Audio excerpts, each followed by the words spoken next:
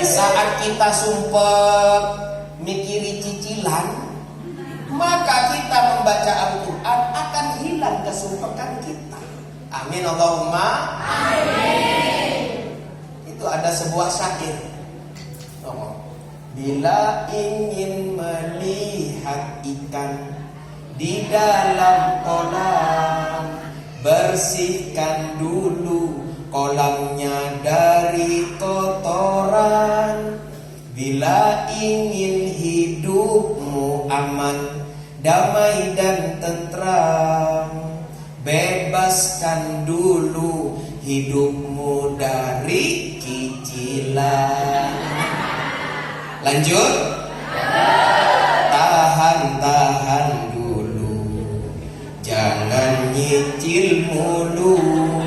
Suami gajian, uang habis bayar cicilan. Tahan dulu, jangan nyicil mulu. Kita ngap-ngapan, tetangga tepuk tangan. Allahumma sholli ala Muhammad. Kita sumpah tapi tetangga kita ngomer. Kenapa ngomernya coba? Mengumir.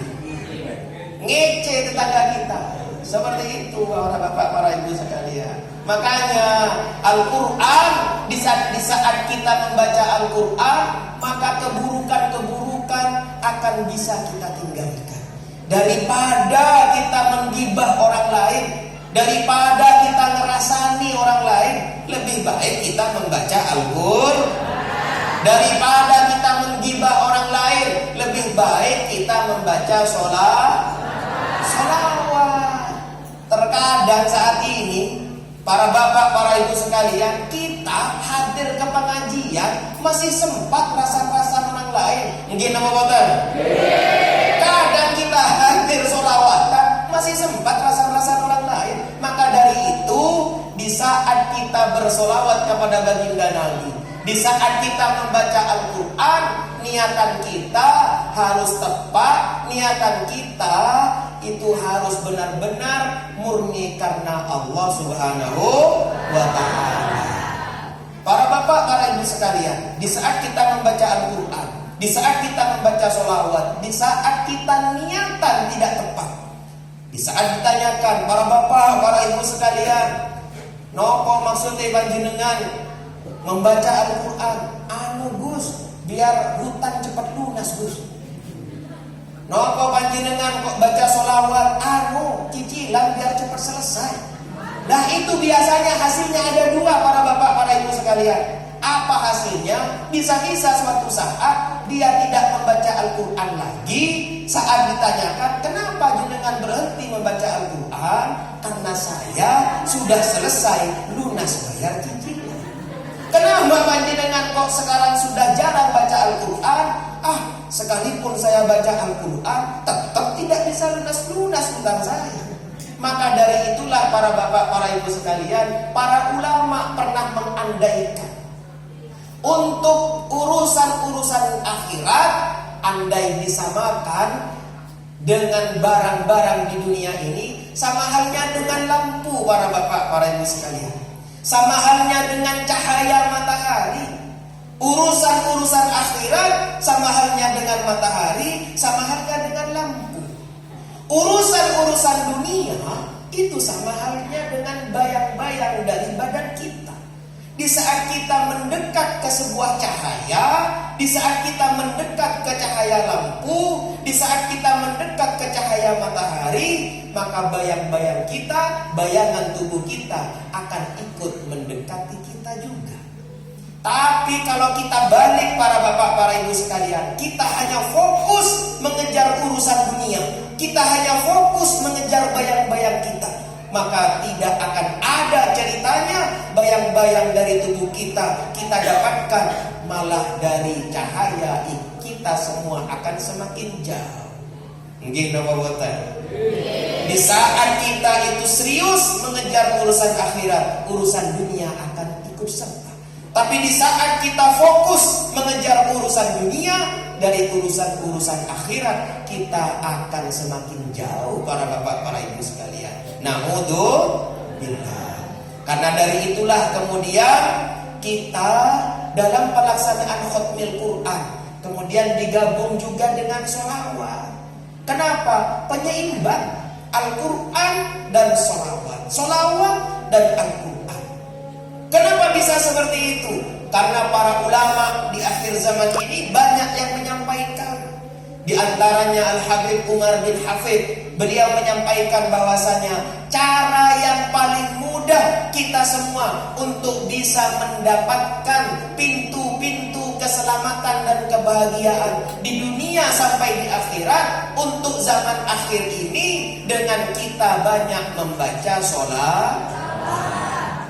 Apakah tidak bisa kita kemudian lewat sholat cepat kita mendapatkan pintu keselamatan? Bisa. Tapi terkadang sholat kita hanya badan ada di atas sajadah, tapi pikiran kita ada di pasar. Nggih napa boten? Allahu Akbar.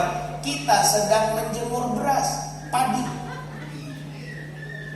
Sholat asar atau sholat duhur. Sholat duhur sekira sudah 2 rakaat yang kita kerjakan, kemudian tiba-tiba ada petir yang kita dengar.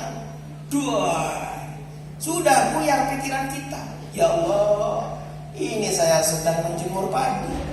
Apabila kemudian setelah ini hujan, rusak padi saya. Di saat kita sudah pikiran kemana-mana, para bapak, para ibu sekalian, akan sangat mungkin sholat kita lupa terhadap hitungannya. Saya ini sudah sholat 2 rakaat apa 3 rakaat? Nggih napa boten? Napa banyak yang pernah mengalami seperti itu nggih? Kadang kita sholat, apa yang kita lupa di luar sholat, apa yang kita cari di luar sholat, kita temukan pada saat sholat. Para ibu-ibu misalnya sebelum sholat sibuk mencari jarum pentul. Napa jarum pentul itu? Gini pun jarum pentul ini nggih.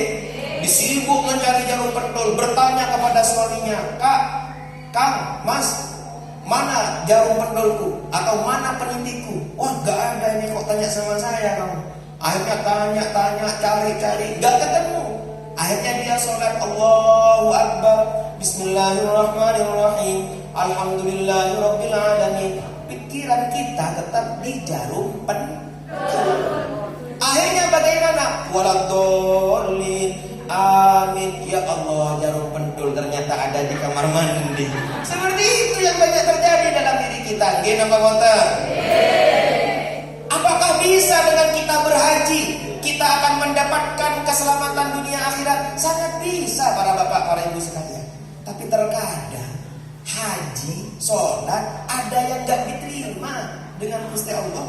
Tadi kan juga dibacakan, ada syair yang dibacakan. Bagaimana? A'maluna bainal qabuli wa raddiha illa sholata ala nabi Muhammadin. Amal-amal kita ada yang diterima, ada yang ditolak oleh Allah. Kita puasa, ada yang diterima, ada yang ditolak.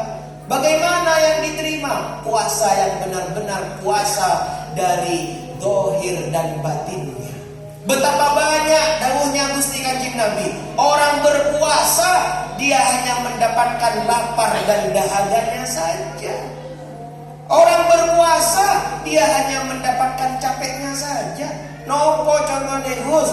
Contohnya kita berpuasa dari pagi sampai sore. Setelah kita menyiapkan buka kita, menyiapkan masakan untuk buka puasa, ternyata masih ada waktu 1 jam ke waktu maulid. Kita masih duduk di teras rumah dengan tetangga-tetangga kita, masih sempat ngerosoni tonggoni. Nggih napa boten? Yuk, dengar gak? Kenapa? Aku tadi waktu beli cabai ke pasar, ternyata Yuhanu itu sekarang sudah pisah dengan suaminya. Oh iya kan? Oh terus gimana? Tahu dari mana? Oh tadi malam tengkar. Oh aku tadi malam itu lewat di depan rumahnya, memang ada suara piring berterbangan. Kemudian diceritakan seperti ini. Nggih napa mengatakan? Apakah seperti itu puasa yang akan diterima oleh Allah? Orang berangkat haji, ada yang makbul, ada yang mabrur, ada yang diterima, ada yang ditolak, ada yang mabrur, ada yang makbul, ada yang mardud, ada yang ditolak. Sebelum berangkat haji orangnya pelit, datang haji semakin pelit. Begini Bapak. Nah, kalau orang bersolawat kepada baginda Nabi, pasti akan diterima oleh Gusti Allah. Illa sholata ala Nabi Muhammad. Nah, makanya dari tadi mohon maklumnya syair yang dibaca ini kebanyakan ada yang menggunakan syair-syair Jawa, ada juga yang menggunakan syair-syair Madura, ada juga yang terkadang menggunakan syair-syair Melayu, ada juga yang menggunakan syair-syair India. Itulah kemudian kita bersolawat para bapak, para ibu sekalian. Baik kita dengan cara berdiri membaca solawat tetap diterima oleh Allah. Kita duduk membaca solawat tetap diterima oleh Gusti Allah. Kita solawat sambil tidur-tiduran tetap Allah menerima solawat kita. Kita menggunakan lagu India tetap keterima solawat kita. Menggunakan lagunya Siti Nurhaliza, Ya Rabbi sholli ala Muhammad, Ya Rabbi sholli alaihi wasallim, Ya Rabbi sholli ala Muhammad, Ya Rabbi sholli alaihi wasallim. Saya nama buatan saya. Biasanya niku ibu-ibu muslimat seperti itu. Ya Rabbi sholli ala Muhammad, Ya Rabbi sholli alaihi wasallim. Duhai senangnya pengantin baru, bersolawatlah dengan cara yang kita sukai, tapi khusus baca selain solawat, jangan para bapak, para ibu sekalian. Jangan sampai besok kemudian panjenengan mendengarkan kok solawat menggunakan lagu-lagu, kok solawat lagunya keren-keren, kok solawat menggunakan lagu dangdut, solawat menggunakan lagu Melayu, lagu India. Wah, sekarang enak agan menggunakan lagunya Dul Sumbar misalnya. Allahu Akbar, Allahu Akbar. Bisa ditimbui orang sesengkumannya dengan semuanya. Allahumma sholli ala Muhammad. Itulah keindahan dalam kita bersolawat kepada baginda Nabi. Dicampur, kita ini bersolawat sekaligus Al-Quran, Al-Quran sekaligus solawat. Kenapa bisa seperti itu? Kalau orang bertanya, Gus, lebih bagus mana antara Al-Quran dengan solawat? Menurut para ulama, sama para bapak, para ibu sekalian. Lebih baik mana antara solawat dengan Al-Quran? Sama. Karena apa? Perintah kita untuk bersolawat kepada baginda Nabi, firman Allah termaktub di dalam Al-Quran. Inna Allah wa malaikatahu yusalluna 'alan nabi, ya ayyuhalladzina amanu sallu 'alaihi wa sallimu taslima.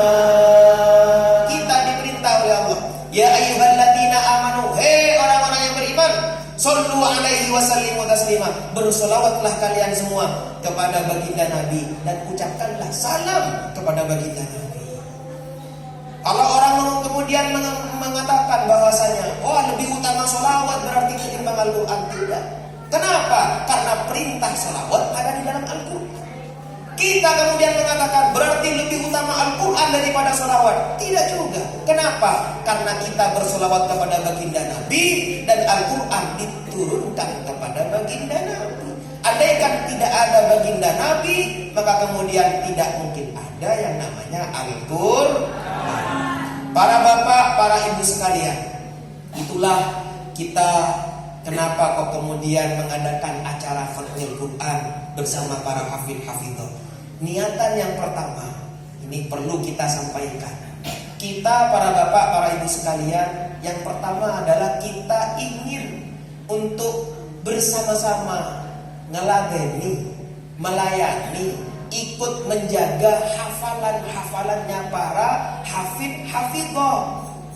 Karena terkadang para bapak, para ibu sekalian, di saat para hafidh-hafidhah sudah lulus dari pesantrennya, yang para hafidhah sudah bersuami, yang para hafidh sudah beristri, itu terkadang apabila dia tidak sempat untuk mentakror hafalannya, tidak ada wadah khusus untuk mentakror hafalannya, maka akan sulit untuk kemudian mengulang-ulang apa yang dia hafal.